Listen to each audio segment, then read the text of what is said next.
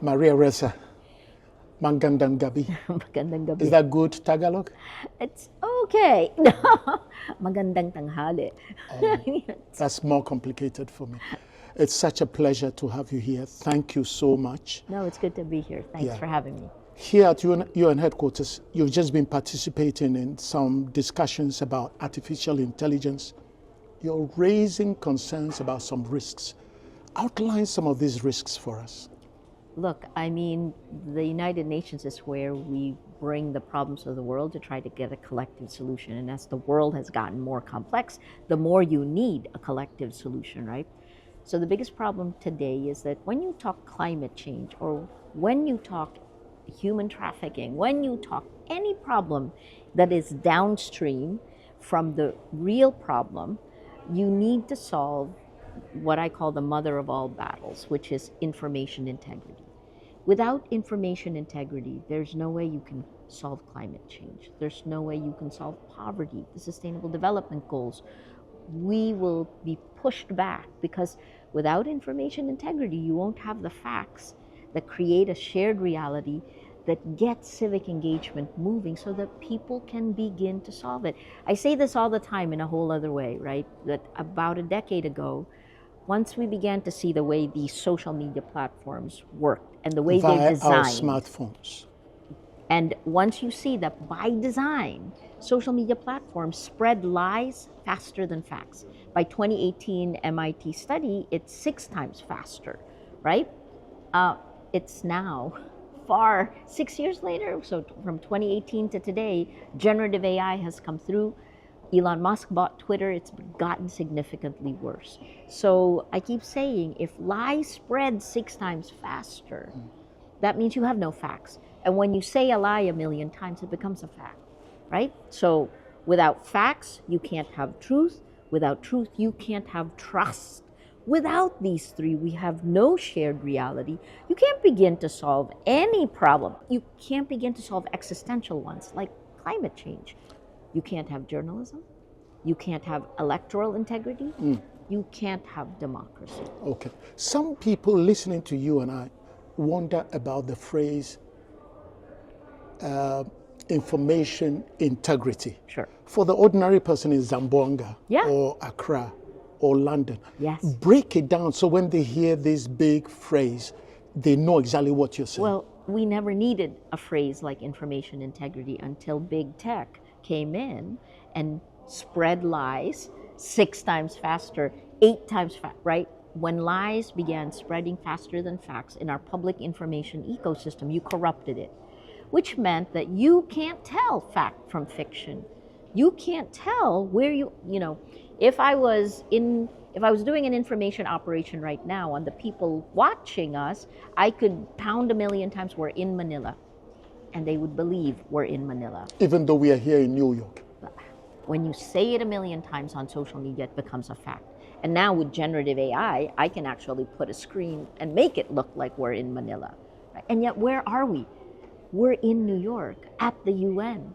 Right? So information integrity is all about anchoring us in facts that you cannot change, right? And then from there, finding that those facts then are able to begin our discussion. We can be on different sides, but if we agree we're in New York, that's the beginning of our discussion. And you talk a lot about manipulation. You think we are being manipulated? Absolutely. Insidious manipulation. And it starts with the fact that our public information ecosystem, the distribution of information has been outsourced to private companies whose main goal is profit. Right? And now with generative AI, you can see the investments, that outscale investments on generative AI when, we're essentially being experimented on in real time like Pavlov's dogs. And that is part of the reason when you look at artificial intelligence, number 1, it's neither artificial nor intelligent. And number 2, it's not anchored in facts. So I think what these big tech companies fail to realize is that when you unhinge us from facts, that you literally change not just at a personal level, right? What the tech has done is to hack our biology to change the way we feel, fear, anger, and hate spread the fastest. To change the way we look at the world, the way we act, the way we vote. And it is no coincidence that if you look at the stats, VDEM in Sweden, March this year, said that 72% of the world is now under authoritarian rule. We're electing illiberal leaders democratically.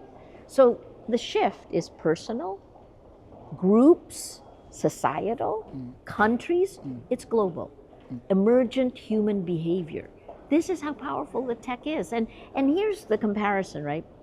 2 women won the Nobel Prize for CRISPR technology, genetic slicing, right? Slice and dice genes. But in the West, you had strict laws immediately put in place. None of that has happened to our emotions, right? To our public information ecosystem.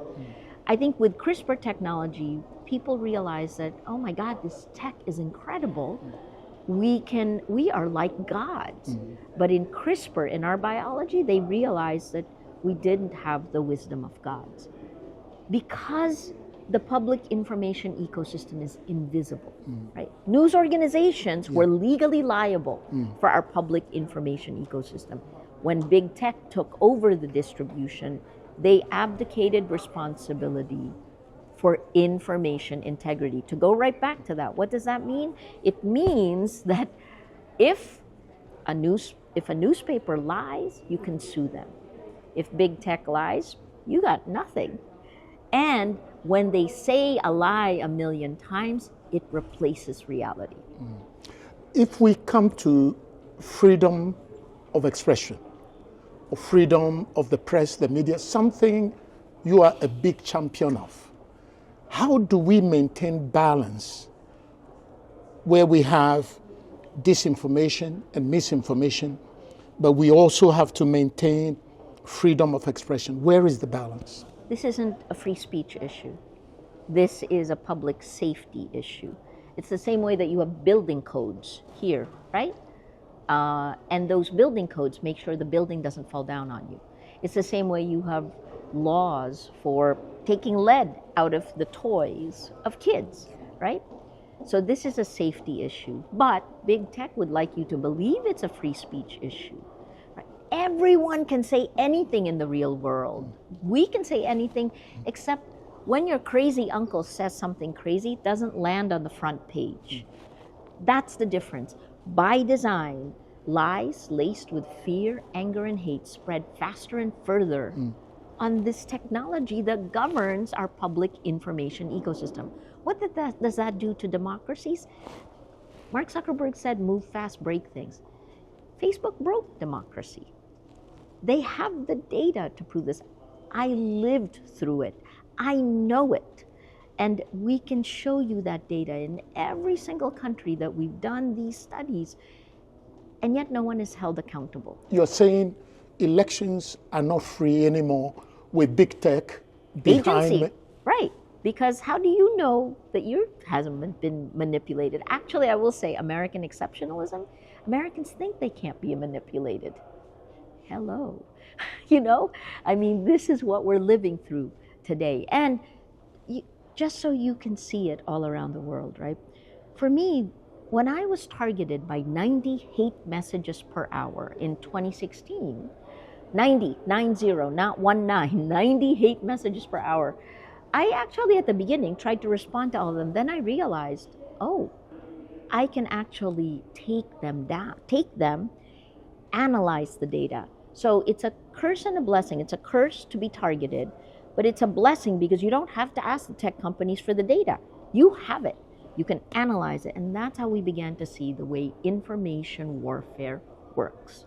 This was my government. We could see the clustering of topics of the attacks and the networks that actually pushed it out. And all of this, like genocide in Myanmar, is enabled by, in my country, it was Facebook. For 6 years in a row, ending in 2021, Filipinos spent the most time online and on social media globally. So the Cambridge Analytica whistleblower in 2018, that was when it happened, right? He told me that the Philippines was a He called it the Petri dish. They tested tactics of mass manipulation in our country, and if it worked, they ported it over, oh yeah, here, into Americans. 2016 is the year the political dominoes began to fall. But here's the other part, right? Kenya, Nigeria, the Philippines, India. These are now the new foot soldiers for information operations, information warfare. And simultaneously, our people in the global south are the ones cleaning up artificial intelligence, generative AI, so that the north can use it. There's so many things that are wrong, and at the UN, at the General Assembly on Monday, I really pointed out, we are fighting impunity, not just in the physical world, but even more important, in the virtual world, where it is impacting the way we feel, the way we act, and our ability to actually have agency. If you don't mind me asking at this point for solutions. Yeah, of course. We're still here. What do you want governments to start doing immediately? Public interest technology, and that is a mouthful, but it's not just big tech companies that abdicated responsibility for protecting us in the virtual world, right? It's also governments. Governments build libraries and parks, right? Think about it now. When everything moves into the internet, that mediation is now in the hands of profit-driven companies. So what is public interest technology? It is a tech stack that puts the public interest forward first, i.e., we're not insidiously manipulated by algorithms. Outrage doesn't drive us. It's not an attention economy. And we began, because we're on the front lines, I took a look at what was available, and I saw that France and Germany put all of their government websites on the Matrix protocol. So we began looking, and 3 years ago, we began to build a Matrix protocol chat app for news, for us in Rappler.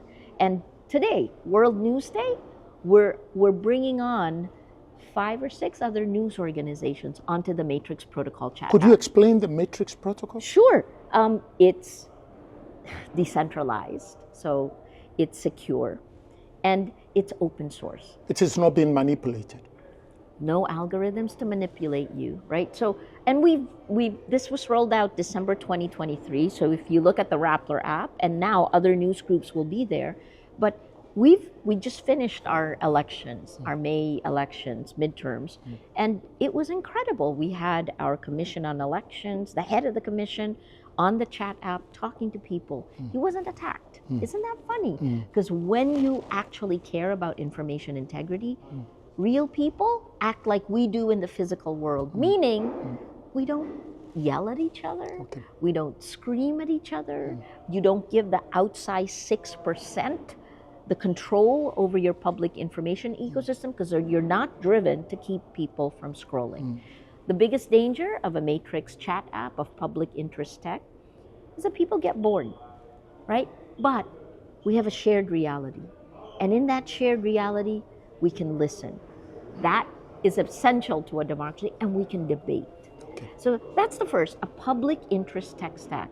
I think the second thing that needs to happen is we need to realize that we need to build communities of action, that this world today, that we are on the precipice and about to fall off, that it is transforming in front of our eyes. And you can see this, right? News organizations, if all the trends continue the way they are, small and medium-sized news organizations in the digital world will die. Because when you look at artificial intelligence search now, right? So there are only 3 ways a website gets traffic: direct, social, and search. Mark Zuckerberg, so direct, if you're a digital news site, small, normally, you relied on social media. So Facebook in 2023 began to chop traffic to news sites. And then Google began search generative experience in May 2023. By May 2024, they rolled it out. Meaning, if you actually go and look for UN today, it will respond to you without ever bringing you to a news site. That's meant a drop of traffic to news organizations of a minimum of 50% globally. So in Ghana, in Kenya, in the Philippines, news organizations are dying, right? So that's the second thing, to realize that the time to act is, the window is closing. Yeah. One final question. We are here at UN headquarters in New York. Yeah. You have spoken strongly, like this is not an issue one nation can handle. How do you see the role of the UN in helping us get solutions to all these risks, all these fears, and all these concerns? Yeah. Absolutely.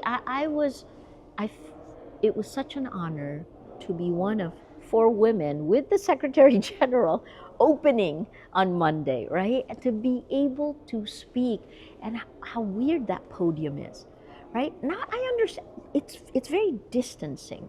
I like speaking to people and feeling them, but you came across as speaking to me. I was watching you, and you felt close. We were even clapping for you. Oh my gosh, thank you. So 80 years later, 80 years after it was formed, the UN was formed to prevent humanity from destroying itself, to prevent the worst of who we are as people from unleashing that, right? And we came up with the Universal Declaration of Human Rights. That was before. And this is anchored on these principles that has kept the world peaceful, relatively, for the last 80 years. That's changed. And I think what I liked being in here is that I began to see, on Wednesday, Democracia Siempre, which is a group of Latin American countries. It was first led by Brazil and Chile, but 20 leaders from these nations got together a new multilateral initiative focused on democracy and information integrity. Information integrity. So I have great hope. Well, for one, there's no other place to hope, so you guys better do it. You gotta do it, right? This is it. If this body fails, it won't have lived up to its history, and the world will fundamentally change. Not in a good way, but in a very bad way. As in destroyed, right? We already see this in climate change, which is supposed to be a hoax. I live in a country that has an average of 20 typhoons every year. Climate change is real for us.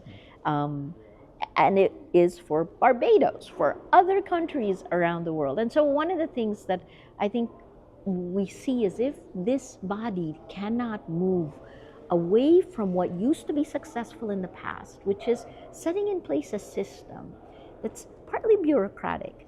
Now you have to learn to move faster and address the needs of the times. And I think that the nations here did on Palestine. And so I have hope that we can transform, and there's like a year. So move fast. Do not break things. Move fast. Build things. Maria Ressa. Sorry. Maraming Salamat. Maraming salamat. Thank you very much. We must have hope for the next 80 years for the UN to save humanity. Thank you. It's a pleasure. Thanks so much. It's an honor. And we wish you more strength for you to be the voice, the advocate, for us not to fall off the precipice.